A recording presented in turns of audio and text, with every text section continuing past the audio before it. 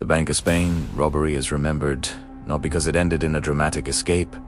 but because it revealed how patience, intelligence, and quiet preparation can come dangerously close to defeating even the most protected financial institutions in Europe. As investigators later uncovered that the plan had begun years before a single alarm was ever triggered, when a small group of experienced criminals started studying the daily rhythms of the Bank of Spain,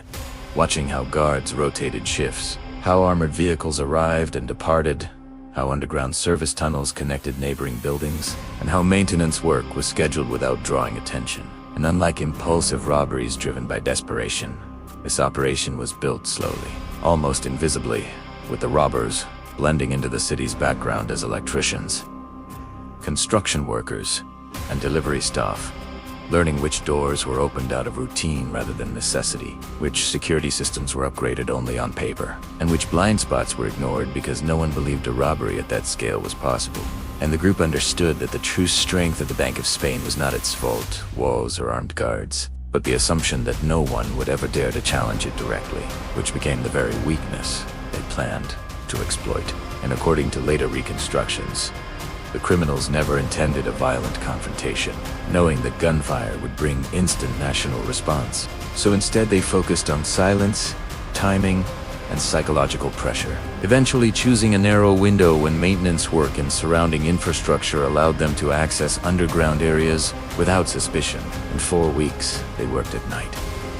advancing meter by meter through reinforced concrete, carefully managing noise, heat, and debris, removing evidence in small amounts so nothing would appear unusual. And what made the plan especially dangerous was that they were not racing against time but against routine, trusting that human complacency would protect them better than speed. Yet even the most meticulous planning cannot fully account for chance. And the first sign that something was wrong did not come from motion sensors or vault alarms, but from a minor irregularity noticed by a technician who reported an unexplained vibration near a secure wall,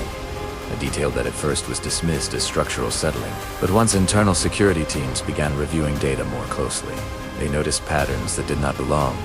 including power fluctuations, inconsistencies in environmental readings, and subtle changes in underground access logs. And as suspicion grew, authorities faced a difficult decision, because moving too quickly could alert the criminals and force a desperate escape, while waiting too long could allow the vault itself to be breached.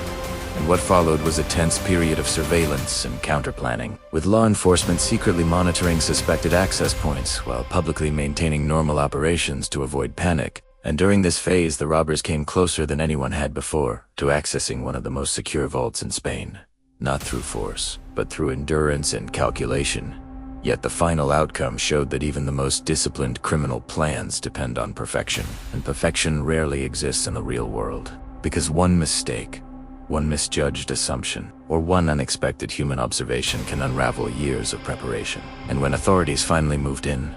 they did so quietly, sealing exits and controlling the narrative before the public ever knew how close the robbery had come to success. And although the vault itself was never breached, the investigation that followed exposed uncomfortable truths about institutional overconfidence, outdated assumptions, and how modern crime no longer relies on speed and violence, but on long-term observation and psychological manipulation. And in the aftermath,